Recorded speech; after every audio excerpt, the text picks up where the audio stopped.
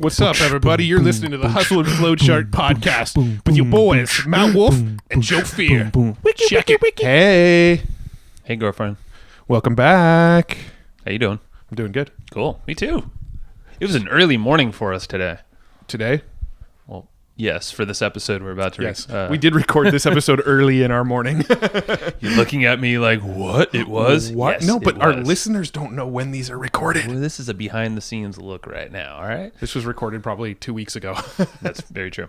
Yes. Today, who do we have on the show? So today we've got Carl Allen on the show, and this was a really fun one because it's sort of a throwback to when we were talking to Brad Costanzo about buying and selling businesses.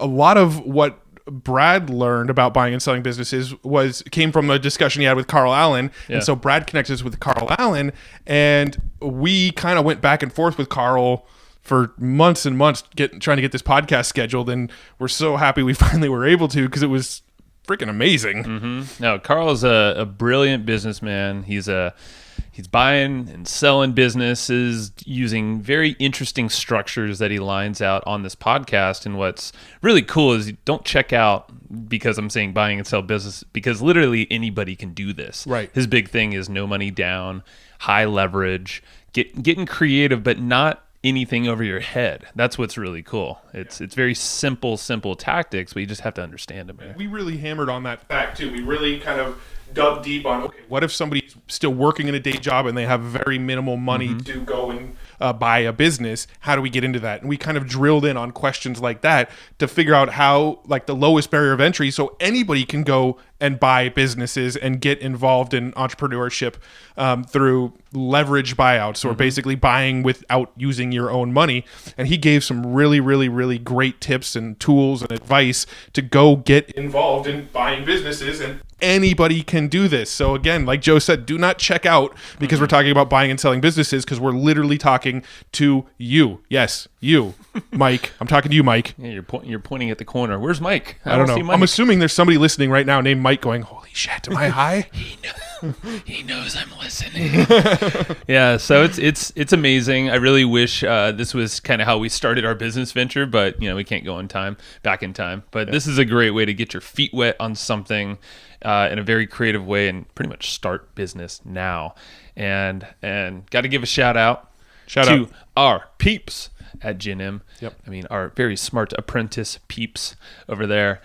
You might have heard the podcast we did recently with Mo Abbas of Gin M. He's amazing. He's the founder of Gin M, and he broke down why it's so great. But essentially, it's a massive marketplace. It's really a training center, I would call it, where it's like really you have the opportunity to bring on some very skilled marketing apprentices for your business.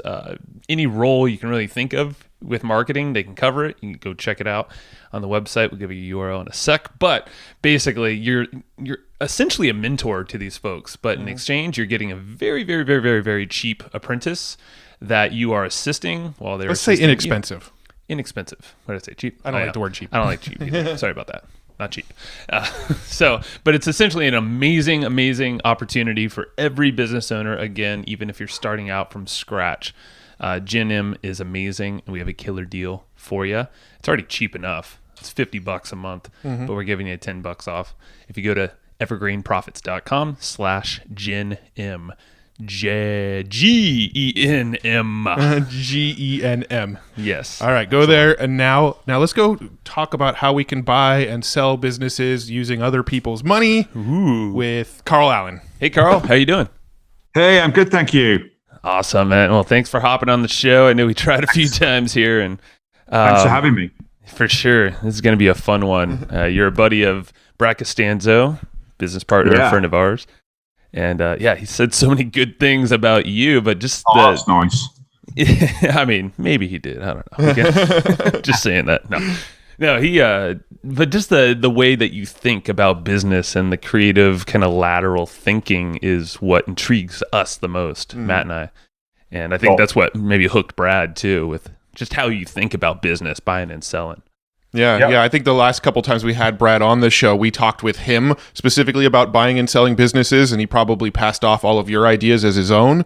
So we'll get them straight from your mouth this time. Yeah, absolutely. That's awesome. I'm just kidding, Brad. I know you're probably listening. Oh, he's definitely listening. So, give us a little background, a little landscape. Like what have you done in the past? I know you've done a bunch of deals. You've been in the game for quite a bit of years now. Kind of catch us up here. Yeah, so I'm kind of in my third career, I would say, all within the kind of art and science of deal making. So my first career, which is from 1992 to 2008, I was a corporate mergers and acquisitions professional. So I started off on Wall Street. I worked for Bank of America, did lots of M&A in the industrial and the technology space. And then I left that. I went to business school in Chicago, a bit of private equity work, but then I ended up at Hewlett Packard. So I was one of HP's M&A guys, flying all over the world, doing deals. And that career ended abruptly on the 1st of February 2008, because I was in Moscow with the HP senior guys. We were closing a deal. I was in a boardroom in the middle of Moscow, and my wife calls me, who's 36 weeks pregnant, to say, hey, I'm in an ambulance going to the ER to have our son. You need to get your butt back to the UK. I was living in Manchester, England at the time, close to where I live now. So I ran out of the boardroom. Luckily, I had my phone, my wallet, and my passport on me. And I flagged down a cab in the middle of Moscow, which is not the easiest thing to do, let me tell you. I managed to get back. I got into the hospital about 5 minutes before my son Josh popped out, and I'm sat there cradling him in my arms. And I thought, you know what, I'm done. I'm going to retire. I was 37 at the time. I'd been very successful doing M&A. So I retired, and I lasted about 3 weeks. I just couldn't hack. Whilst it was great to spend some time with my new baby son and do all that stuff, my brain wanted the kind of intensity of doing deals. And I kind of had two criteria at the time. One was I really was a one-trick pony. My skill set, which is a very weird skill set, was the ability to buy and sell companies. But secondly, I didn't want to work for anybody anymore. I wanted to be my own guy. I wanted to be an entrepreneur. So I decided to buy and sell businesses on my own. And so I started doing that in 2008. Some really good deals, and then so that was kind of career two, and I still do that today. I probably buy a business about every 3 months. I've got 17 different businesses that I own, all or part of in the US, Australia, Europe, and kind of career three started about 2.5 years ago, because people were I was inundated by people saying, hey, you've got the skill set. We want to know how you do what you do. How do you buy a business, a good business, without spending your own money, investing your own money? And then how do you grow it, and how do you sell it and make a big return? So I decided, it was kind of quite foolish at the time, but it's worked out. I decided to build an online coaching academy. And there's about 1,500 people in it now, all over the world, that I'm coaching and mentoring to basically leverage my proprietary system. So I have a 10-step system of how to find and buy a business using other people's money to acquire it, and then how to grow it and how to sell it when you're ready. So that brings us kind of up to the present day. I'm off on my semi-annual tour where I go around, I look at all my businesses, and I spend time with my partners and some of the other investors that I work with. And that starts in 36 hours. I'm up at 4 a.m. on Thursday, and I'm flying out to San Francisco. Man, happy we caught you in time.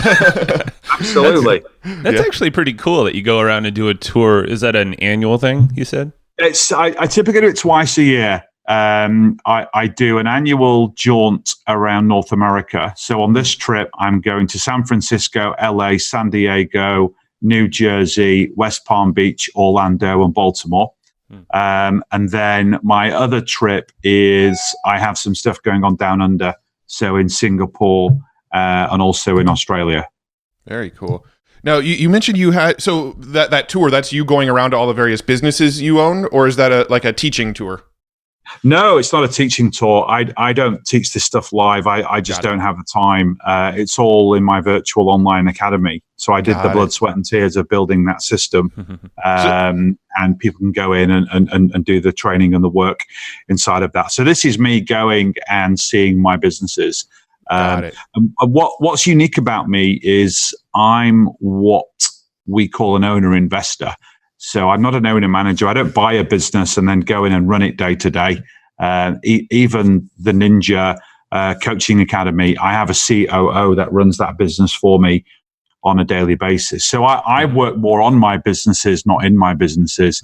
So I typically spend a full day in each business once a year just to look at strategy and to look at planning and key initiatives.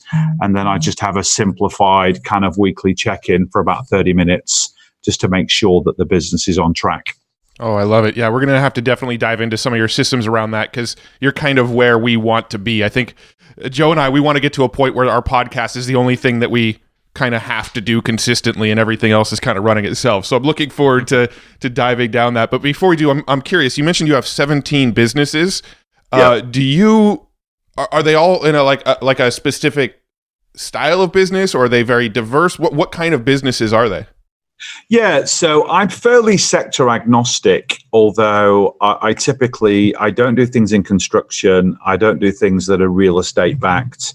And I don't do things in kind of IT, which is a shame because I love IT and that's where I was brought up as a corporate M&A guy. The problem with an IT deal is to do, so the deals I do, the Wall Street term is called a leveraged buyout.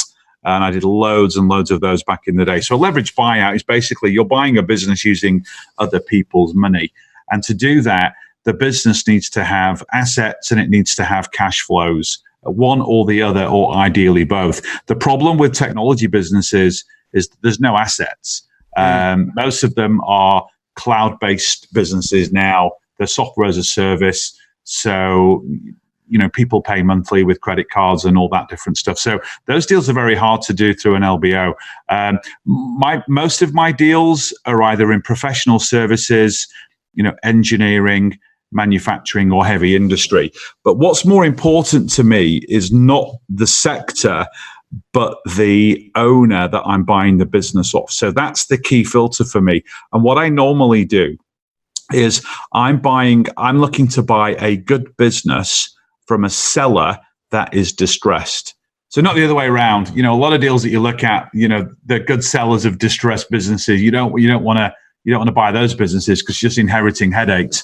I want to buy a good business that can function without the owner being there, and it's got cash flows and it's growing. But the seller, for some reason, is highly motivated to exit. Primarily, it's retirement. Especially in America, there's over 2 million businesses for sale today, just in the USA alone. And what's driving that is there's, according to the Wall Street Journal, there are 10,000 baby boomers retiring every single day, and 19% of them own a small business. So there's an epidemic in America that you've got all these boomers that want to retire from their businesses. Their sons and daughters don't want to take them over anymore because they want to go to college and be consultants and lawyers and bankers and doctors and so on. So they don't have an exit strategy and they don't want to sell to a competitor. So there's only 3 ways you can sell a business. You can sell it to another business, you can sell it to a private equity firm, or you can sell it to an individual like me through a leverage buyout. Most sellers don't want to go down the private equity route because they're tied up in legal knots that they don't want to have. And as well, most small business owners, they don't want to sell to a competitor because that competitor is likely going to either A, rip that business up once they've bought it and asset strip it, or they can damage the business in the market pre-closing. And I've seen that done so many times. Gotcha. So a big part of our USP is we're buying businesses from distressed owners, not distressed businesses, distressed owners. And they're more concerned about the continuation of their legacy. So their brand, the culture in the business, safeguarding their employees, safeguarding their customers and their partners. They're more interested in that than just selling out to the highest bidder. About 79% of them actually are in that bracket. The 21% that just want to sell for the money, we filter those guys out, pretty quickly. So that's really where my focus is. It's finding those guys. And a big part of my proprietary system is doing the deal origination to find those opportunities, build the relationships and the rapport with those people, and then structuring no cash down deals that are still a win-win for both sides.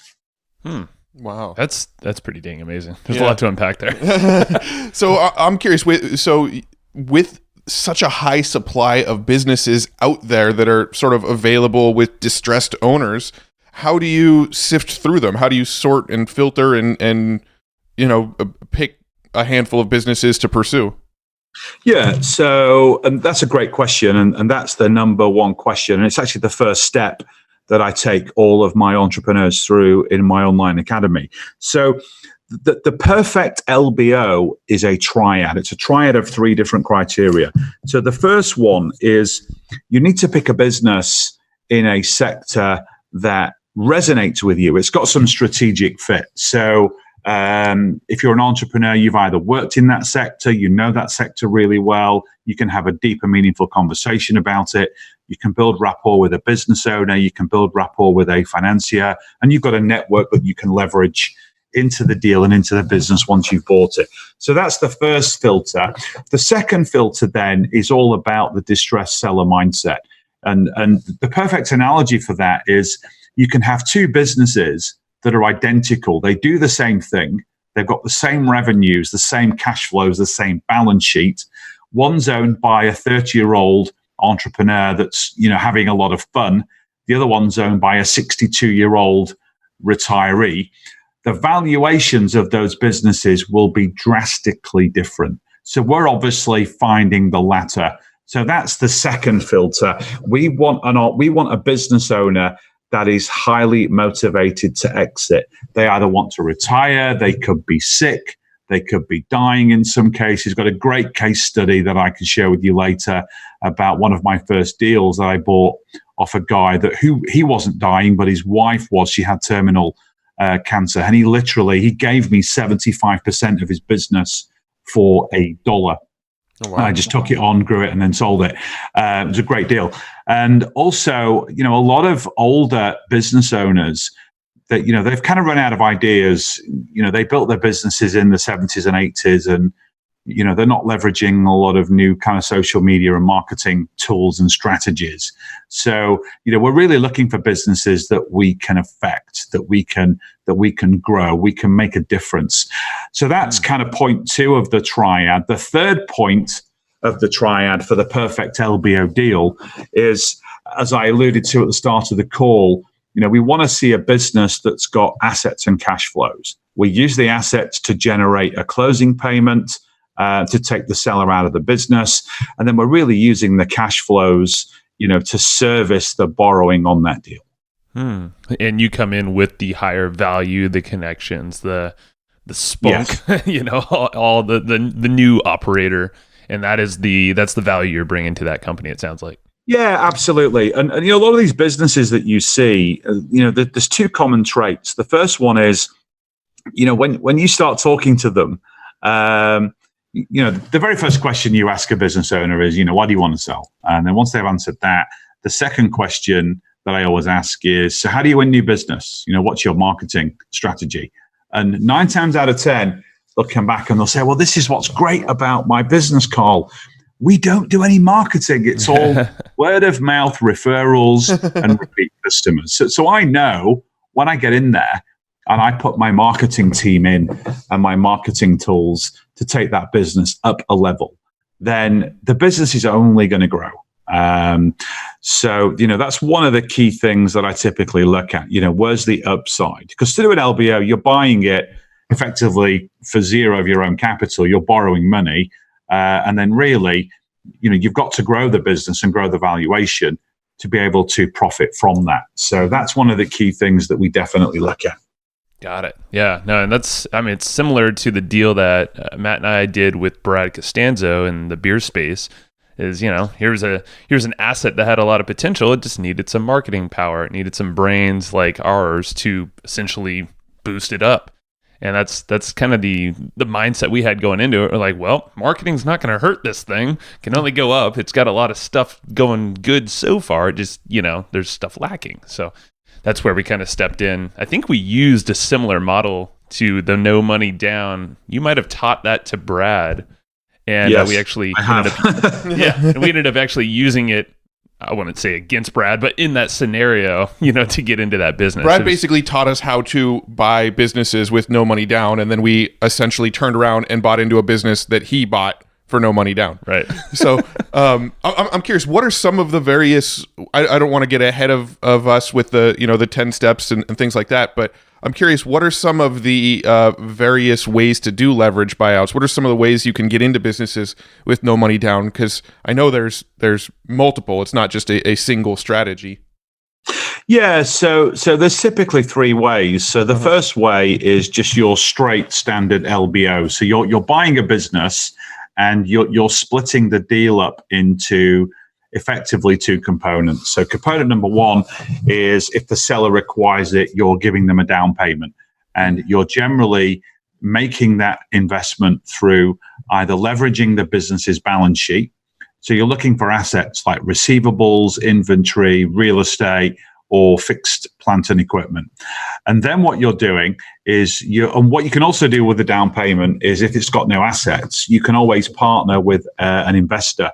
So you can partner with an angel investor, or you can do crowdfunding to get some capital to be able to make a closing payment. But then the bulk of the payments are really coming down to the term is seller financing. And there's also something called an earnout, which is a future payment for the business based on performance. But generally, what you're doing is you're looking at the business's annual cash flow, and you're allocating a percentage of that to the seller to pay them for the business over time. And a lot of people, when they hear that, they think, well, that why would a seller do that?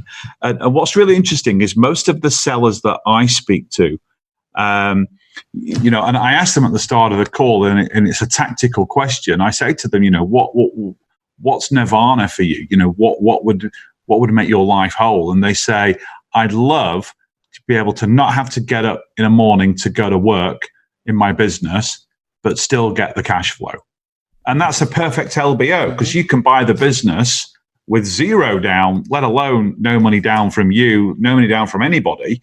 And you just pay the seller over time using the cash flow from his business. He wants the income, but doesn't want the responsibility of having to go in there every day. Got it. And I, in fact, my last deal worked just like that. I bought a media agency in Burbank in California, near Los Angeles. I'm going there. I'll be there on Monday next week, doing my annual strategic review. Well, it's my first one, actually, because I only bought the business in July. And it's got a great management team running that business for me. The owner that wanted to retire, who was in her late 60s, she'd founded the business in the 1980s.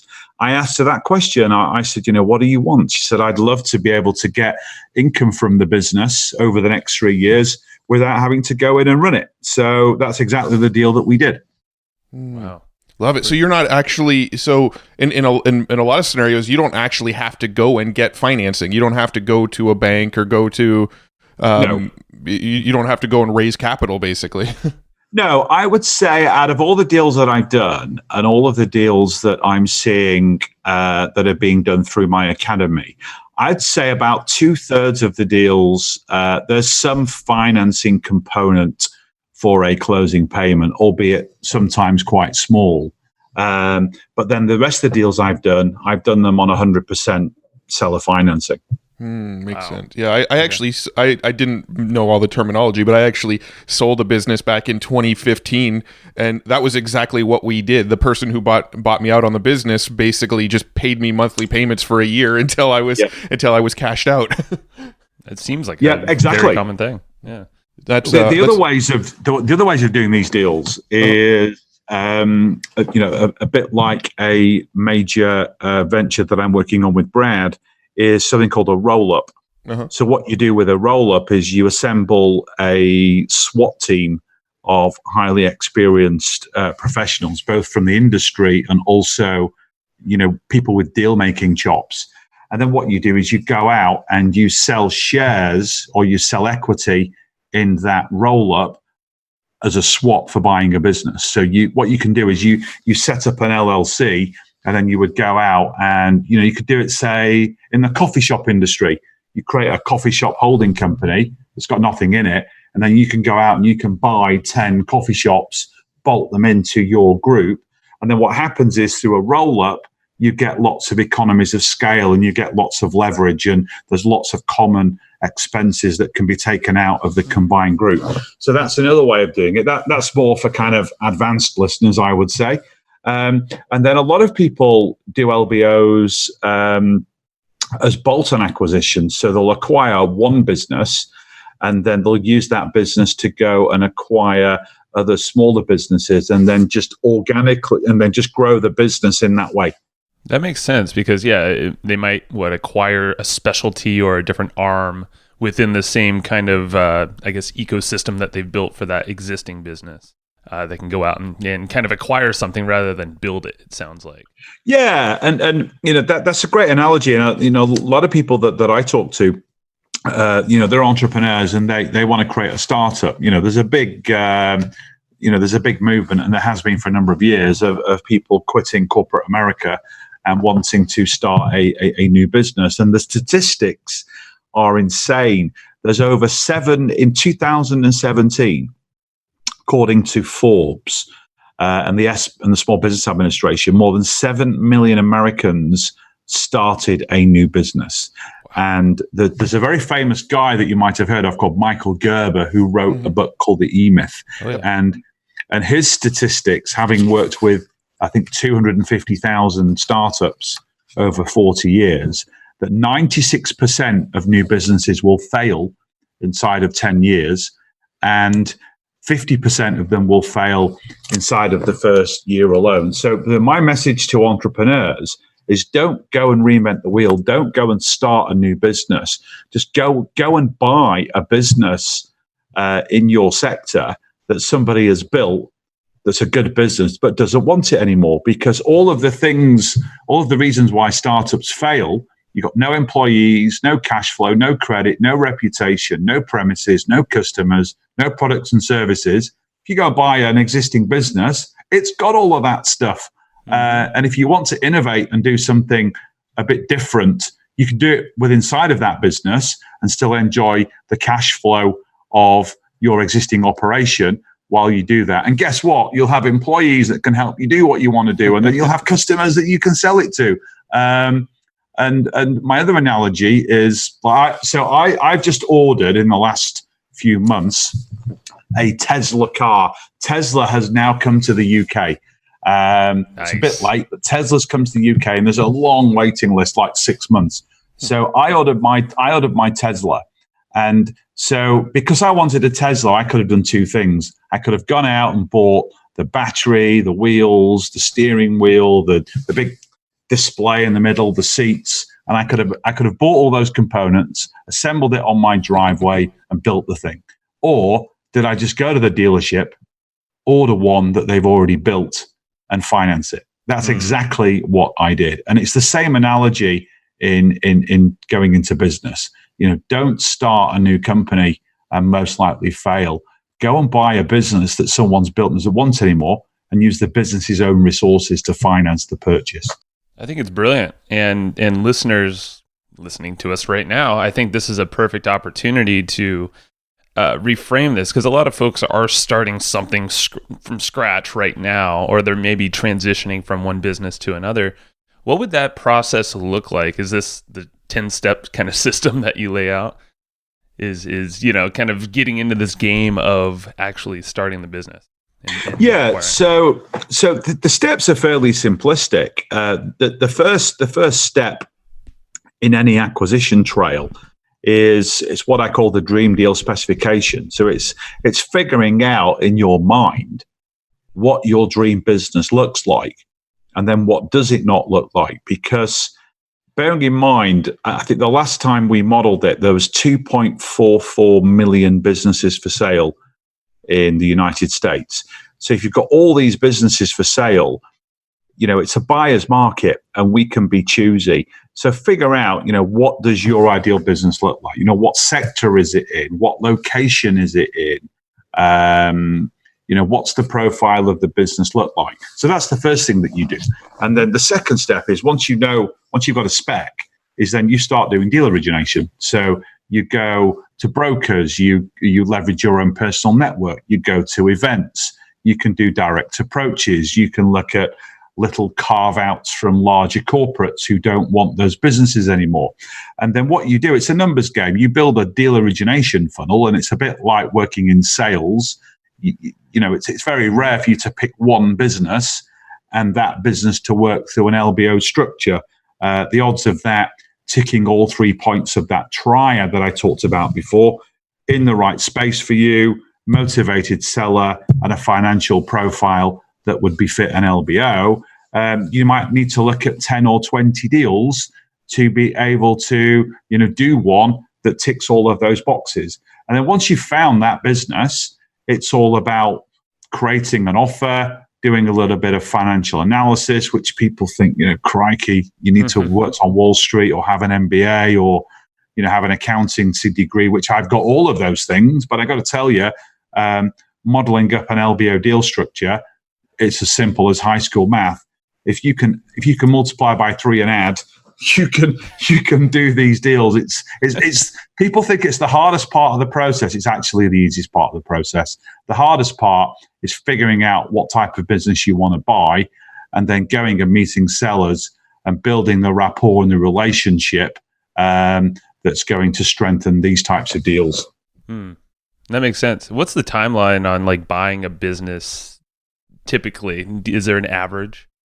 Yeah, so if the deal needs some financing, then you're typically looking at 90 to 100 days because financiers will want to do due diligence. They'll want to get involved in the legal process and all those different things. If you're not raising any finance and you're buying it purely on a seller finance note or an earn-out, then you can typically do those deals a lot faster, in under 30 days.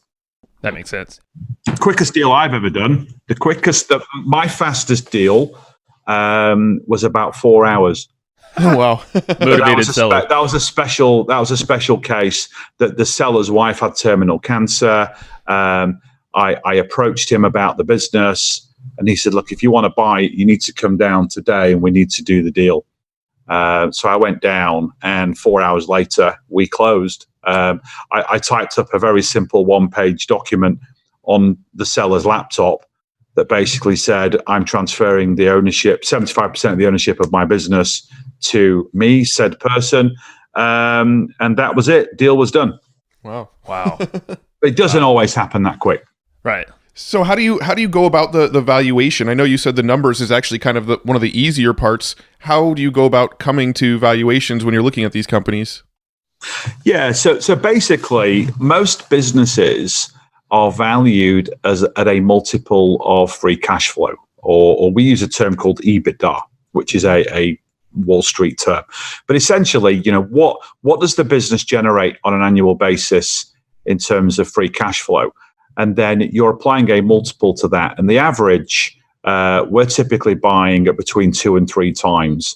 According to bizbuysell.com, who are the largest online business broker in the US, they have about 150,000 businesses for sale. The average last year in the United States was, I think, 1.94 times.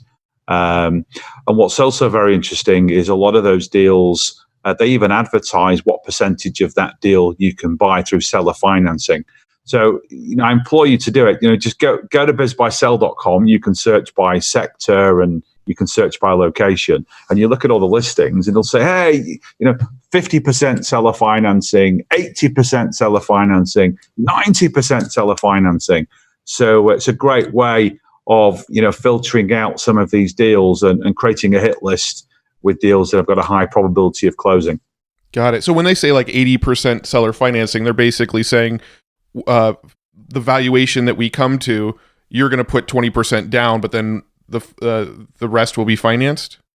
Yeah. So let's say you find a business that's doing $350,000 in free cash flow. Uh-huh. So let's say it's doing 2 million in revenue, and it's doing 350 in free cash flow. So about 15% or so of margin. And you look at that listing, and it says, "Hey, I want $1 million for my business, which is just under a 3x multiple, but I'll take 80% of that deal in seller financing."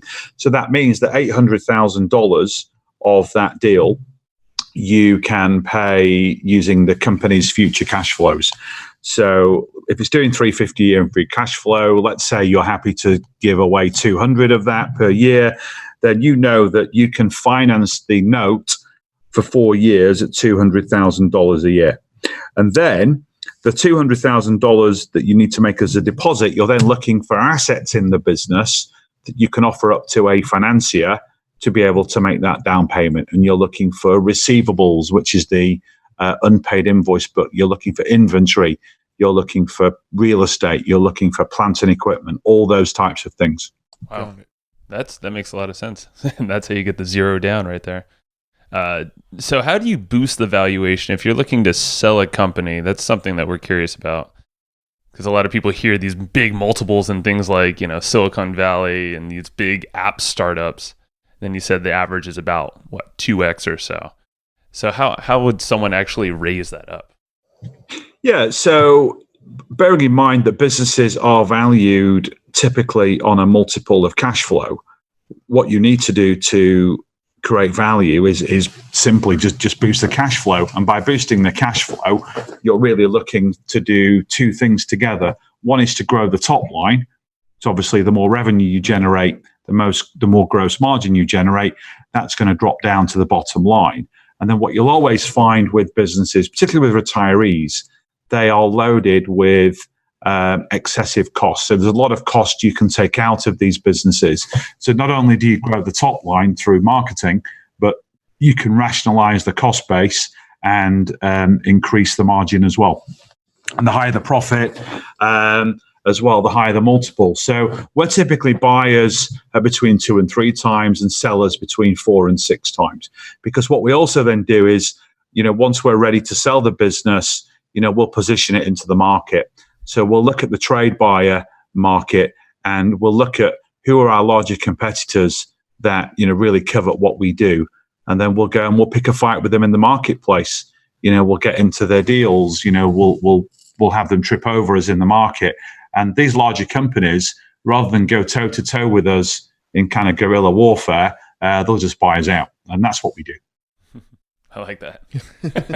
All right. So when you go in and you acquire a business and the deal is done, the ink is dry, what does that first 100 days look like? I know this is one of the topics that you like to talk about is what happens in that first 100 days of buying the business to make sure things are going to run smoothly. And yeah, go for it. Sure. So some of what I'm going to share with you now, I actually do as part of due diligence. So the first thing I always do is, I need a what I call a jockey. I need a GM in that business that's going to run it, day to day. So within the first 7 days, I'm implementing my business management system, and I'm basically combining 3 separate schools of thought. So I've got my own proprietary system for growing and managing and optimizing my businesses. So there's 3 things. The first one is I'm leveraging a lot of the eMyth tools. So I've been through the eMyth coaching program. The eMyth's got some great tools about systematizing and optimizing a business. I also use a tool. I use the CANI, the CANI, continuous and never-ending improvement methodology, which is part of the Tony Robbins Business Mastery Program. So I've done that in the past, and there's some great tools that I use in that as well. But the whole core of my business management system is it's talked about a lot in the book Traction. So there's a couple of guys that created the suite of Traction books. There's a book called Get a Grip, Rocket Fuel, and Traction, which is the how-to-do manual. And they have a proprietary system called the EOS, the Entrepreneurial Operating System, which basically tracks your business around 6 key elements. You've got people, vision, data, process, the traction and organization of the business, and then a weekly methodical meeting called a level 10 meeting that identifies issues within the business and solves them in real time. So I adopt all that stuff within the first 90 days of owning a business. And a lot of it as well comes down to, just the marketing and just reinvigorating the business. And once you put all these systems in place, there's so much new life and energy that's breathed into the business. A lot of the people that work in that business, they've been crying out for years for this type of momentum and focus.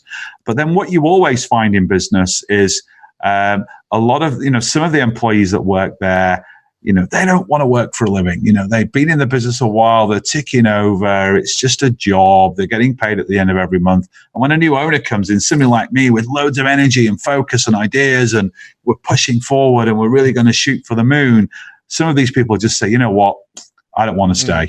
The owner's left. I'm going to go and get another boring job somewhere that means I don't have to work hard for my money. And that's great, because typically those people, you don't need to replace them. So then that's additional cost savings and additional cash flow that's going to flow through that business. And then instantly your business is more profitable. That makes sense. I'm curious about how you find your GMs or your COOs of all these businesses. Yeah, so 3 ways. So the first way is, the bonus for me is to buy a business that already has a very, very strong number 2. So my LA media business, which is called Radio Express, by the way, that has a great general manager that runs that business for me every day. And she was already in there, and she's been there since it was founded in 1985. If there's nobody in the business that can take it on as my day-to-day manager, then I'm either going to do 2 things. First of all, I will find somebody through my LinkedIn network that I can put in, and they'll even help me with the deal in terms of due diligence and just positioning. And then what I will also do as well is I'll partner with those people. So I'll say to those individuals, look, come and do this deal with me. Me and my team, we'll transact the deal. You can work as part of that team. But then once we've done it, I'll give you a chunk of the equity. So in some of my deals, I give away up to 40% of the equity, which you might think is very, very generous, but I'm not paying anything personally to buy that business. I have no intention of going in and running that business day to day. My GM is in there driving performance and implementing the strategic plan. Why wouldn't I give them a healthy chunk of the equity? They're my partner. I'm reliant on them to make this business successful. Got it. Okay, so what I want to do is I'm curious, if somebody listening to this podcast, they're sort of new into this world, they want to, they want to be an entrepreneur, maybe they're still working in a day job, they have limited funds, but they want to be an entrepreneur and they want to acquire a business to do it instead of building from scratch. What's sort of the basics? What steps would you walk them through? What advice would you give somebody that's just brand new, limited funds to get going, but is ready to move forward and put in the hard work to make something happen? Yeah, so I'll give you the kind of summary of that, but I actually have a 90-minute masterclass training on how to do exactly what I do. That's at ninjaacquisitions.com/free. But essentially, it's 3 things. The first thing is getting into the right mindset and getting into the daily practice of taking action, whether it's calling sellers, speaking to brokers, getting deal flow. This, at the end of the day, is a numbers game. It works just like sales. So the people that have come into my online academy and are absolutely crushing it are people from sales backgrounds, because they're used to playing the numbers game. They're used to building sales funnels to get people to buy products and services. Building a deal origination funnel where a deal drops out of the bottom of that is very, very similar. So it's getting into that mindset, and it's just all about, taking that action. And for a lot of people, it's defining their why. You look at people in W-2s in corporate America, they're working 9 to 5s, they're chained to their desk in a cubicle, they're traveling all over the country, they're missing their family, they don't have a great work-life balance. A lot of it comes down to summoning that up into the real desire to go off and do deals. And what's great about doing an LBO is you don't have to quit your source of income initially to do that. The advice I give to all the entrepreneurs in my academy is, don't give up your day job, go and buy a business. And once that business is replacing your monthly cash, your monthly cash flow, then you can leave that, go and work on your business, and potentially go and do other deals. I think it's so much smarter to take that approach than, just try to figure it all out with no income coming in, which a lot of people do. But buybizsell.com, like you said, I feel like you can probably learn so much just by browsing that website, going through the different sectors, maybe some filters. We have some friends that have sold businesses on there, and people who have acquired businesses on there for, maybe as low as $100,000 in some cases. But obviously you could do a leveraged deal like you're saying there. And there's definitely businesses on there that are less expensive than that as well. Yeah. So it's really cool that the bar is really not that high. And then if they, go into ninjaacquisitions.com/free, you could probably learn I know you will learn a lot more in that strategy. And you said mindset's a big part of it. So what are some key things that people need to have going into this mindset-wise or psychology-wise? Yeah, so it's a number of things. The most important thing is the ability to take daily action, and just to keep moving forward. Sometimes deals don't work, and sometimes deals get hard, but you've got to keep going. You've got to move forward. It's like anything in life, there are no shortcuts. People often talk about get-rich-quick schemes. This is a get-rich-slow scheme. You've got to implement, you've got to follow the rules, you've got to take the action. And it's like playing golf. I use that analogy because I'm a terrible, terrible golfer. I'm great playing golf on the Xbox with my son, but I'm terrible when you put me on a golf course. But what I find with golf is I'll get into periods in the year where, I really want to improve. So, I hire a coach, and I have lessons every week, and then I hit the driving range every day, and I'm practicing my putting and my chipping and all those different things. And it's all about practice, and it's all about that mindset of taking that daily action. And I actually believe that is the same with anything in life. If you're 50 pounds overweight and you want to slim down, you've got to get into the daily practice of eating healthily and working out and doing all those things. So it's exactly the same in deal making, in buying businesses.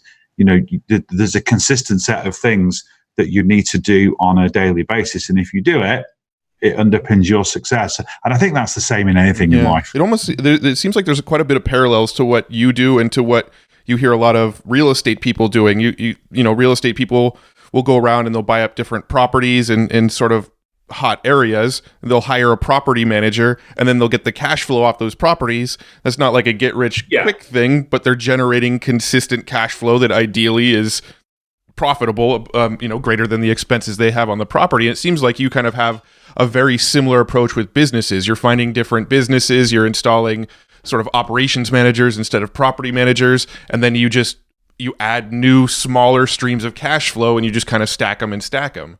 Is that kind of the correct look at your business? It is. There are a lot of parallels between real estate deals and business deals. The most common similarity is that the legal transaction is virtually identical. You're buying assets at the end of the day, albeit in a business. Those assets sit within a corporation, whether it's an LLC or an S corp or whatever it is. The two main differences, though, between real estate deals and business deals One is valuation. So with real estate, the valuation is primarily driven by location or rental income, if it's a buy-to-let or a buy-to-rent type deal. So, for example, a house in Nob Hill in San Francisco is going to be worth 100 times more than the same house in the middle of Idaho. Right. No disrespect to the residents of Idaho that are listening, but it's true. It's the whole supply and demand economics of the real estate world. With a business, with a small business, the valuation is really based on what's going on inside of the mindset of the seller. The analogy I shared before, two businesses, same products and service, same revenue, same cash flow, same balance sheet. One's owned by a 30-year-old entrepreneur, is owned by a 62-year-old baby boomer. The valuations of those two businesses will be vastly different, albeit they're exactly the same business. So that's a big thing that we play on when we're doing business deals. And then the second major difference is the structure of the deal. So when you're buying a business, in a lot of cases, you can buy it 100% seller financed. You can't buy, I'm not a real estate expert, so I'm not speaking from an area of authority. I'm a business buying guy. But with a real estate deal, I don't think you can buy a piece of real estate and buy it 100% over time. I think you've got to pay the majority of that money at closing, which obviously with a business deal, you don't have to do. I do own real estate, but not really from a professional investment perspective. It's just, somewhere to invest my capital. Makes sense. So where are you headed in the future? Like, what does the next 5-10 years look like for you? Is it more of the same? Or are you going elsewhere? I have an add-on question to that's in the same vein. I wanted to also ask, do you see like changes in the current economy, baby boomers and economy in certain industries that you've got your eye on? So kind of two different ways to ask the same question, I guess. Yeah, so I'll answer the second one first. What's interesting is a lot of, you read about this a lot, and when you talk to people in the industry, people get really hung up about economic trends. Whether you love or you hate President Trump, it doesn't matter. But Trump's in power, and this is what's happening, or Democrats are going to come back in, and this is what's going to happen. And in the UK, we've got this crazy thing going on called Brexit, and business owners are concerned that their businesses will die if Brexit happens or doesn't happen. I don't subscribe to any of that. For me, all businesses can be made to be resistant to any of these geopolitical things. I know, when we had the GFC back in 2008, a lot of businesses got took over and got really burned, but not one of my businesses suffered under the GFC. Not any of my businesses at all. So it's, all businesses, if you run them properly, you've got strategic growth, they're optimized, they're systematized, they've got great marketing, they can weather, any major thing that's going to come down. So I don't subscribe to big trends affecting all businesses generally. In terms of where I want to go over the next 5 to 10 years, I'm still obviously building my portfolio. What really drives me these days is changing the lives of the people that come into my academy. So that's something that we're scaling, consistently. There's new people coming into that, on a regular basis. I'm partnering with some of those people on deals.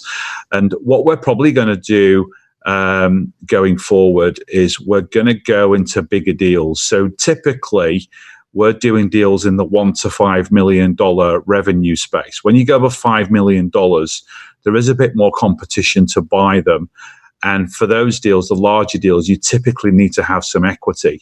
So what I'm doing, I'm actually in discussions at the moment with a bunch of other investors, and we're actually creating a private equity fund to do these types of deals. So all the people that come into my program that need a little chunk of equity to get the deal over the line on a larger deal, we're going to be able to invest in those deals as their partners. That's really cool.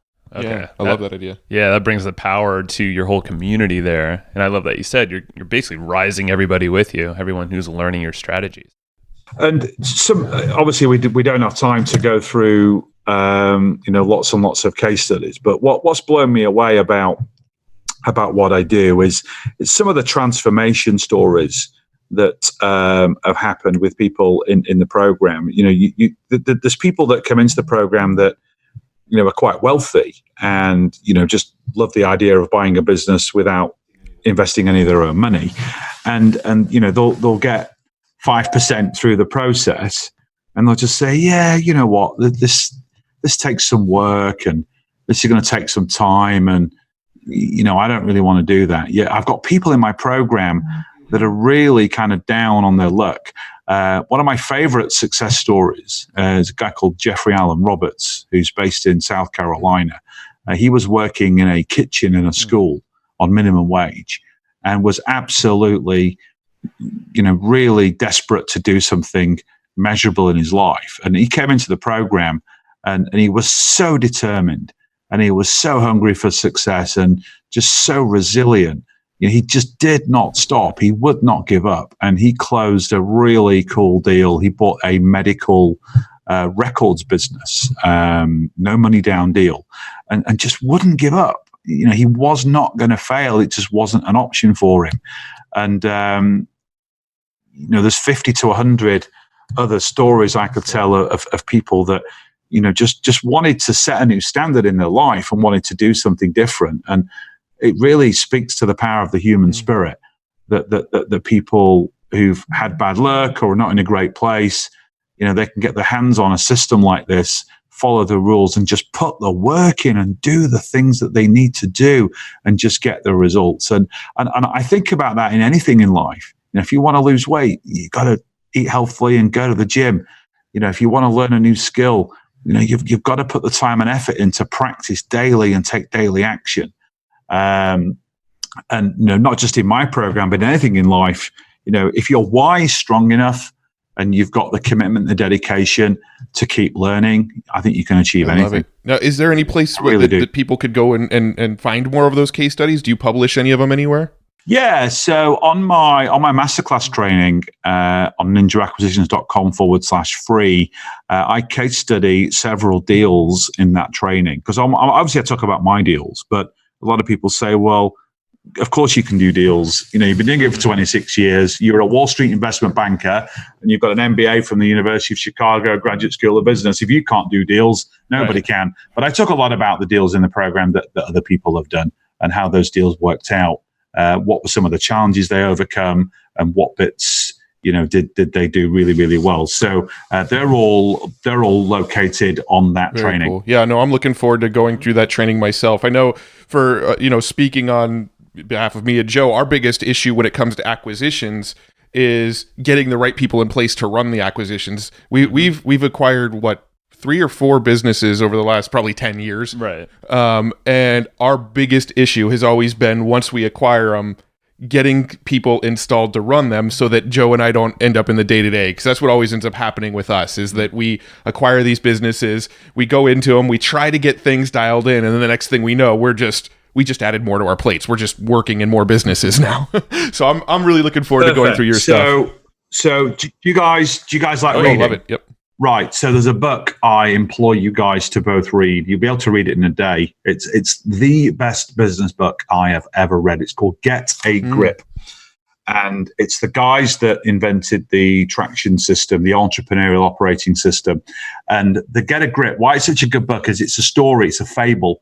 It's a story about a IT company, an IT services company that implemented this entrepreneurial operating system. And it's a fascinating book. Every business that I buy, one of the first things I do is I send them all a copy of this book. And I have them read it within a week so that when I go in and I implement this stuff, they know exactly how it's going to work. If you read that book and you implement what's inside of it, you will not have to spend much time in any of your businesses, I guarantee. Okay, well, that's a big enough endorsement that we'll probably order it today. So probably. Okay, we'll order it today. Right after this call. That's actually a new one. We ask people at the end of every episode if they have any book recommendations, and I don't think we've had anybody bring that one up yet. I don't remember that name. I love that we got. Yeah, so there's 3 books. You've got a book called So Get a Grip's the Story. The authors are Wickman and Patton. And then the kind of corresponding book is called Traction. So that's like the how-to implementation manual. So that's a little bit dry and a little bit turgid, because that's what you go through when you actually do it. But to give you the kind of story of how it works in a very easy to read way, read the book Get a Grip. And then there's another one called Rocket Fuel, which kind of builds on that. And a lot of it just comes down to how you compartmentalize the business. And the basic theory of it is every business needs to have a visionary, and it needs to have an integrator. So they use the word integrator for like the COO or the operations director, the person that's keeping the train on the track, and then reporting into that integrator COO is the kind of head of your 3 pillars. And in all businesses in the world, they only really have 3 pillars. You have a sales and marketing pillar, you have an operations pillar, and you have a financial and admin pillar. And it's structuring your businesses around those pillars and having accountability and goals. And they use the term ROCs, which are, what are the key milestones that you and the business want to implement within a 90-day period. It basically breaks the year up into 90 days. So a lot of parallels like the 90-day year and a lot of those kind of books that have come out in the past few years.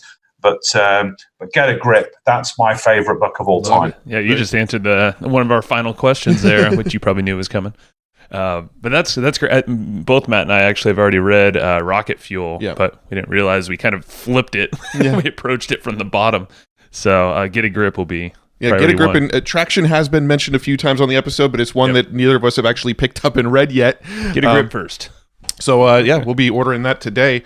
So your website, ninjaacquisitions.com, and also ninjaacquisitions.com/free is where people can go and get your free 90-minute training.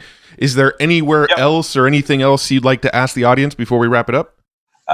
No, I think we're I think we're good. Just one other little book recommendation. I'd love people to read. Anybody that is either skeptical or excited about buying a business through a leverage buyout structure, there's a really, really good book. It's a very famous book called Barbarians at the Gate.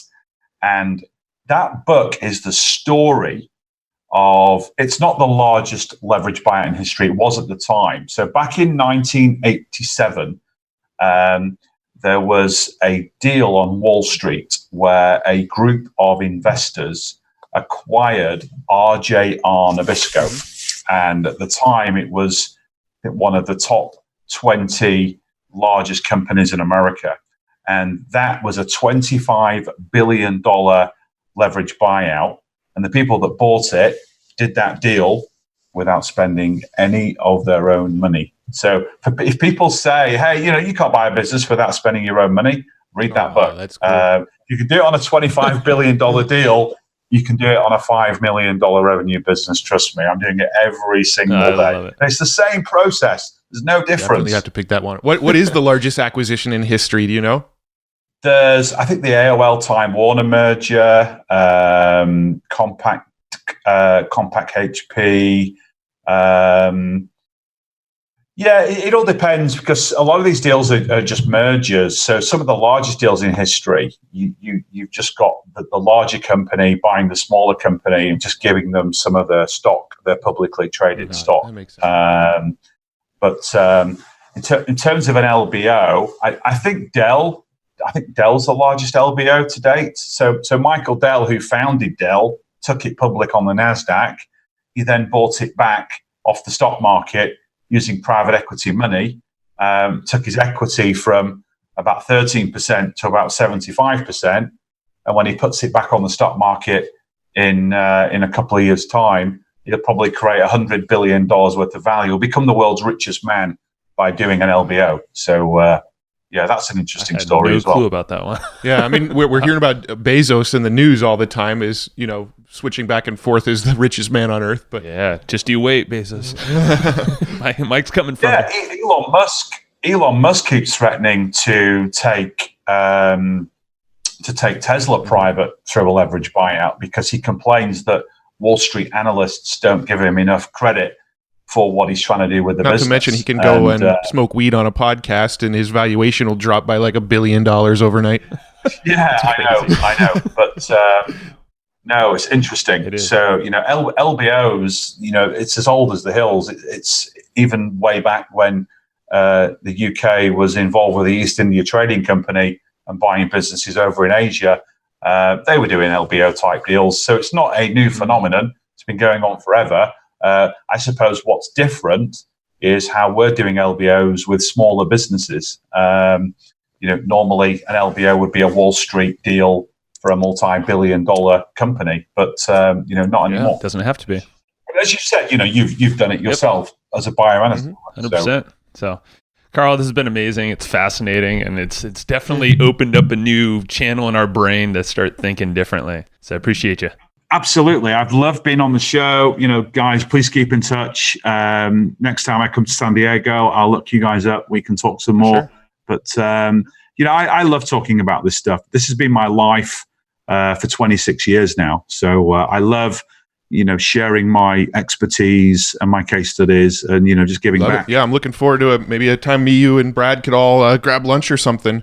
So absolutely. ninjaacquisitions.com/free. Just want to make sure I throw that out there one last time. Go there. We'll make sure it's in the show notes for everybody. All the books that we just got done talking about will all be in the show notes as well. And thanks again. Just such an awesome topic. I'm sure we could probably go a whole nother hour, but I want to be respectful of your time. I know you're in the UK and it's probably starting to get into nighttime over there. Oh, yeah. It's 10 past 6:10 in the evening, but I got a few more hours of stuff to catch up on. So this has been great. Well, thanks again, man. We'll talk soon. Thanks, guys. Take care. Bye. All right. Thank you. And I hope you just enjoyed this episode you just listened to.